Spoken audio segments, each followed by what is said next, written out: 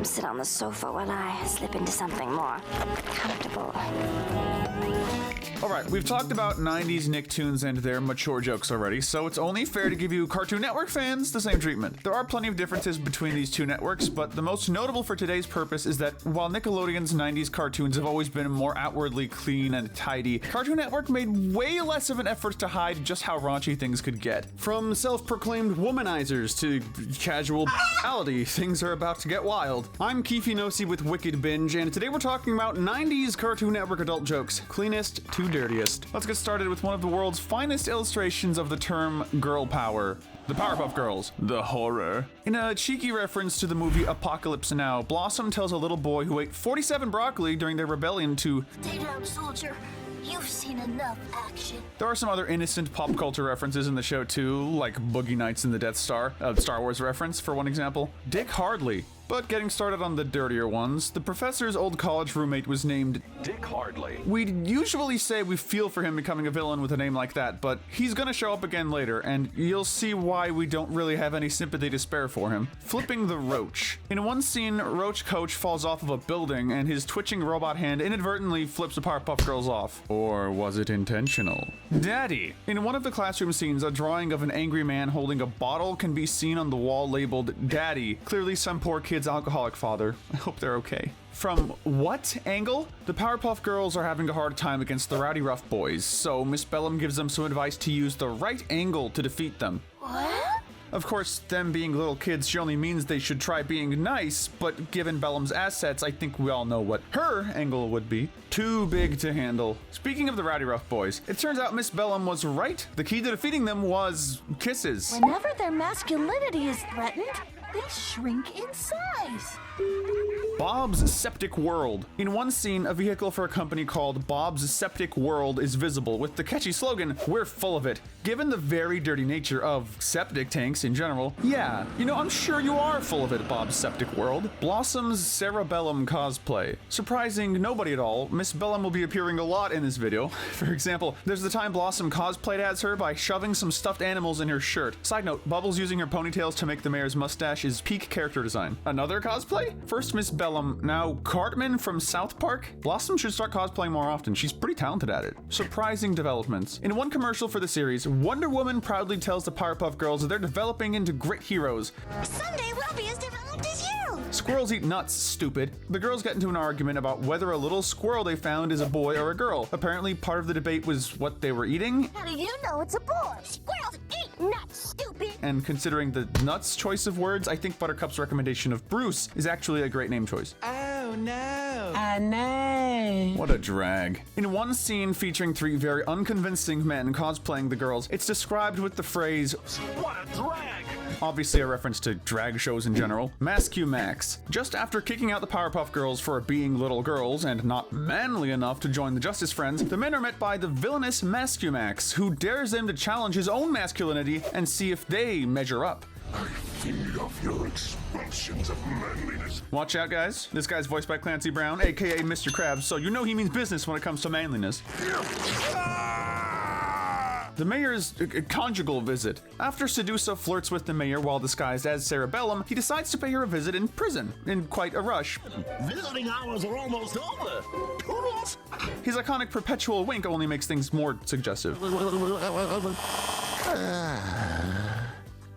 Those days are over. Speaking of which, the mayor was a freak, dude. In one scene where the Powerpuff Girls ask him for some money to buy the professor a gift, he turns them down, saying that the days of him being a sugar daddy are long gone. Look, I'm no sugar daddy. Those days are over. The family jewels. Oh, and let's not forget the time Sedusa was said to have stolen the mayor's family jewels. And some of these! When the girls are helping the professor prepare for his date, Buttercup slips what she calls, And some of these. the implication being condoms. We're not sure which is more unsettling, that Buttercup even knows what condoms are, or that she knew exactly how to get some on such a short notice. Love is in the air. Speaking of dates, in one scene, Mojo Jojo is thrown into prison next to a big burly man, with even the narrator saying, "Love is in the air." Can't you just smell it? Gee, I wonder what that dude was thrown into prison for. In any case, thoughts and prayers for Mojo Jojo in this instance. Fuzzy Lumpkin's ex-Professor Utonium. That's not even the only assault joke in the series either. In another episode, the professor gets taken in by a very enamored Fuzzy Lumpkins when he gets covered in mud. Later, he takes the mud off of him as a prize and does what we can only assume are unspeakable things to it behind closed doors. I was an accident too. When the girls bring their new friend Robin over for a visit, they introduce her to their dad, who literally made them in a lab by accident. Offering some comfort, Robert assures him that she herself was an accident too. Don't worry, Professor. I was an accident too. And the fact that she knows this at such a young age is actually kind of depressing. Bellum's address. In one episode, Sarah Bellum's address is shown as 69 Yodelinda Valley. No, we're not placing this one here just for the number 69. Yodel in the valley is actually slang for going down on a woman. We're all learning today. The mayor's tastes. And if you still somehow aren't convinced that was fully intentional, there's one scene where the mayor literally licks a cat. He's licking a kitty. Look, that's as blatant as we can be without getting demonetized. Guys, you know exactly what we're saying. Santa's Naughty List. In 'Twas the Fight Before Christmas, Santa's Naughty List has a character named Adolf Schickelgruber on there. That last name is actually the last name of Adolf Hitler's grandmother. Evidently, the Naughty List is forever, even after death. Dastardly Dick Hardley. We told you that we'd circle back to Dick Hardley, right? His evil scheme was making sentient clones of the Powerpuff Girls and selling them for profit. One customer was particularly pleased with his purchase. I lost 200 pounds with my Powerpuff. That's great, man, but how did you... Oh no, jail. Now, get this man in jail right now. Okay, now it's time to Ed, emphasis on Ed, on down to the cul-de-sac for Ed, Ed, and Eddie. What's it called again, Ed? Eddie and Ed, being children, find Double D's astronomical instrument pretty darn funny. Wonder why. What's it called? Oh. That's the sextant. What's so funny about a sextant? It's just a tool that happens to be called a sextant. Jeez, guys. Bunny's multiplication expertise. Even the animals aren't totally safe from dirty jokes here. When Double D sees a massive quantity of bunnies, he remarks that Mr. and Mrs. Bunny must have been practicing their multiplication tables. Oh no! Avalanche! A nod to how well-known rabbits are for having a lot of babies. The snow job. In one episode, Eddie's scheming to make some money off of the vast amounts of snow in the cul-de-sac during a wintry day. When called out by Double D, Eddie responds by asking, "What's winter without a snow job?" Get it? Snow job? Now, the term snow job can mean a con or some kind of deception, but given how dirty this show's jokes can get, we're gonna guess the fact that it rhymes with job is no mere coincidence. Eddie's secret stash. Eddie has a stash of dirty magazines under his bed. For obvious reasons, we don't know the contents, but considering they're surrounded with dirty tissues and have names like Jiggy Jiggy and Chicks, we can probably fill in the blanks. Birds, bees, and sweaty palms. In one scene, Double D finds a book presumably about puberty with the name Birds, Bees, and Sweaty Palms. Now, Birds and Bees is a polite nickname for the sex talk parents inevitably have with kids when they're old enough. The Sweaty Palms part isn't often part of the phrase, but it's definitely part of the event. Chicks galore. This would actually explain Eddie's disappointment when he finds a magazine of Double D's titled Chicks Galore, only to find it with pictures of actual baby chicks. Who's really got the better stash here? Please let go of my leg, Ed. When Ed is pretending to be a dog while Double D is on the phone, we can see the latter's face grow incredibly uncomfortable and irritated. Please let go of my leg, Ed.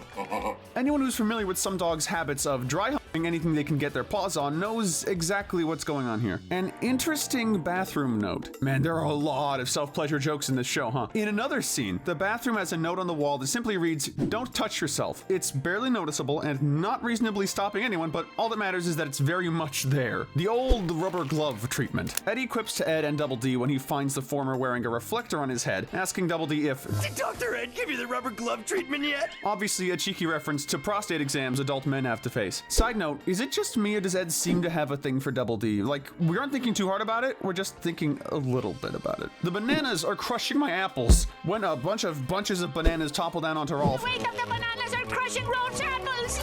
Now, there are three possible explanations here. 1, Rolf has apples on him literally all the time. 2, he's cheekily referring to his rear end. Or, most likely for the sake of this video, 3, he just has absolutely massive nuts and we're really concerned for him. Thank you! Heat strip. Finally, in one episode, Double D gives the neighborhood an impromptu striptease during a massive heat wave. Who are you? A heat stroke is pretty darn common, but a heat strip show. Have you no shame, Ed? Oh, he does have shame. I'm sorry, man. Whether your kids are geniuses or not, you do well to hide their eyes from these moments in Dexter's Laboratory. Legalize pot, man. Dark. In the episode Mountain Mandark, Mandark's mother informs him that Mother Earth has a lovely variety of resources ripe for harvesting, while crouching down next to a plant that looks like he won't be able to resist them. Given their very strong hippie vibes, it's the furthest thing from a mere coincidence. IDKSC. When Dee Dee and Dexter are having a disagreement, Dee Dee says, "Your club is for big IDKSCs." An anagram for, you can decipher that one. Dexter's joke. Dexter makes a joke about something with chemicals and stuff. Man, I don't know. I do know that the abbreviation for hydroxide is HO, meaning that the punchline translates to, "That's no hoe." That's my wife! Good one, Dexter. It's usually funnier when you don't have to Google what it means, though. $50 extra. In one episode, Dexter finally gets sick enough of Dee Dee to hire a replacement sister, who just happens to be a busty blonde woman. When he asks her to dance, she tells him she will. Oh, okay, but it's $50 extra. One can only assume that she's a stripper, which makes it all the more confusing just how Dexter came across her. A close call with drug lords. Dexter witnesses some unseen figures discussing their recent purchase of pure, uncut flour. I can assure you it is 100% pure. They're excited to roll in the dough, which either means they're gonna make a lot of bread with it, or they're about to start baking bad. Dad's trophy. Yeah, next entry. Labels. In the episode Labels, Dexter discovers the fun of sticking labels with his name on them all around to claim what's his. This includes the crotch area of one of Dee Dee's stuffed dolls. Dexter, come on, dude. I don't think it's gonna fit. In one scene, Dexter's parents are playing Twister, but before the camera pans out, all that's seen are some entangled limbs with the dialogue of Dexter's mother being, Honey, I don't think that's gonna fit. Just a little more, dear. We'll just leave that there. Rude removal. This episode, in general, is one of the most infamous adult jokes we'll be talking about today. An initially banned episode of the series where Dexter creates a machine that removes rudeness from the human body. The rudeness in question manifests in foul-mouthed clones of Dexter and Dee Dee. Think the SpongeBob episode Sailor Mouth, but like actually uncensored. Hearing Dexter drop the F-bomb multiple times is absolutely surreal and really raises the question of how anyone thought this was going to get past the censors. Yeah, we're gonna go up your lab. Shout out to Dee Dee flipping off the audience in the title card, only being covered up by the classic TVY7 block. Oh wait, it's TV14 this time. This next section isn't for the faint of heart. It's time to talk Courage, the Cowardly Dog. You know this, Eustace. In one episode, Eustace is asked by a loudspeaker what 414 divided by 6 is. 414 divided by 6? What? It's 69. We could call it a coincidence, but come on, there's just no way something that specific is just a coincidence. You had literally infinite numbers to choose from. Don't push that button again, Courage. When Muriel and Courage are checking out their computer, she presses a button that pulls up some naughty material and, given Courage's embarrassed, protective reaction, it's clear that he's at least somewhat familiar with it. What's not familiar is why the computer straight up asked him to press it again. Muriel's strange conclusion. After being chained up over a pot of lava in the episode Ball of Revenge, Muriel observes that this must be one of those Naughty men's clubs, isn't it? I'm really worried about her now. How did anyone even let this show air? While not dirty in the sense of others on this list, it's nothing short of an absolute wonder how Courage was allowed to get away with some of the most weirdly disturbing visuals in cartoon history. From the infamous Spirit of the Harvest Moon and King Ramses to lesser sung terrors like that one weird claymation violin girl, even to the very last episode having that infamous "You're Not Perfect" scene. And unlike the show, I'll warn you, there's a horrifying blue fetus face creature guy. I don't know what the hell he is, but he's about to appear on the screen. Courage was not a coward. He had every right to be horrified at the never-ending horrors he had to experience. So props to him. We now move on to the classic wild gross out fest that is Ren and Stimpy. I mean, cow and chicken. How did Mama have a chicken and a cow? The theme song says, Mama had a chicken. Mama had a cow. Dad was proud. He didn't care how. So, sir, your wife at least 2 farm animals. She took a bull by the horns and made a rooster crow. Are you really gonna sit there and not only let her do that, but open the floodgates of so many potential insults? Because we've got more. This video's just not long enough for all of them. It would be an honor to squirt for you. Being a cow, it's natural that cow would be of interest to a professor of milk. Though, the way she phrases her excitement, paired with the genuinely unsettling way said Dr. Eyeballs the audience, Oh, it would be an honor to squirt for you. is proof that the writers knew exactly how far far they were from smooth with this one. Cow's utterly fascinating habits. Cow is also seen constantly playing with her udders. My name is Cow, and these are my others. This show was... this was a show, that much is certain. Oh, you know it, baby. Ooh, let me have it. Let me have it. The red guy. The red guy is the closest thing the show has to a consistent antagonist, and he's basically a walking gay stereotype. Frankly, we're not sure if today's culture would like him way more or way less. We have no idea. All we do know is that his bright, shiny, red ass has been etched deep into the subconscious of everyone who grew up back in the 90s. There's a lot of sick people in this town. In any case, though, the guy is a freak. He's constantly showing off his butt. In one episode, he cosplays as Cleo Pantelus and announces a sale on himself in the middle of a grocery store. Please, I am not a piece of meat. There's absolutely zero shame here, and honestly, we have to respect that, if nothing else. The Carpet Munchers. In another band episode, a group of lesbian biker stereotypes called the Buffalo Girls come around town. They break into people's homes so they can, and I'm not making this up, chew on their carpets. They also play softball and talk about pitching and catching. Take all the time you need to fix your hair before this next section. Johnny Bravo will understand. The 19th Amendment. While an exhibit about the 19th Amendment, which gave women the right to vote, Johnny is immediately confused as to why they were given this right. I didn't think chicks liked to vote. He just genuinely doesn't know why women actually want to vote. Dirty magazines. While not as many as an Ed, Edd n Eddy, Johnny Bravo does have its fair share of dirty magazine references. Oh, mama!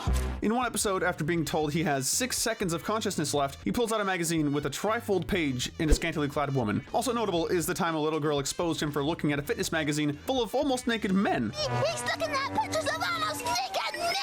Mind your business, kid, jeez. The sensitivity song. When a man tries to teach Johnny to be more sensitive, he puts on a musical number to make things easier. Show that girl you really give a D. Which you might think, oh, wow, they referenced the word damn. And you'd be wrong, he literally gives a woman the D. Call me in 15 years. When little Susie invites Johnny to her birthday party, his mind automatically goes to the worst possible place and essentially tells this very small child, I am busy. Call me in 15 years when you're a co-ed. blindfolded. His tune might change once he learns that Susie's cousin Farrah Fawcett is attending the party as well. While playing pin the tail on the donkey, she reflects on the last time she was blindfolded, and her reaction is enough to convince us it's not exactly childhood birthday party appropriate. I can't remember the last time I was blindfolded. Oh, wait. Yes, I can. BDSM. In one episode, Johnny is strapped down to a table by a woman who he declares his mama warned him about. Mama warned me about women like you. I was hoping she was right. Swing and a miss for Daphne. In the episode where Johnny meets the mystery gang from Scooby-Doo, he's instantly interested in Daphne. Wanna get lost with me?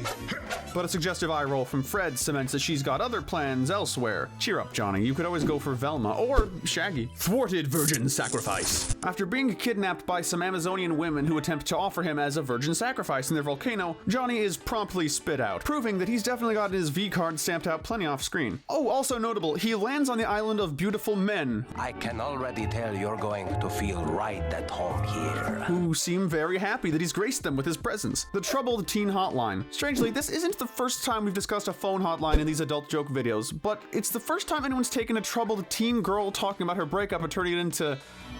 Your boyfriend left you? Well, what are you wearing?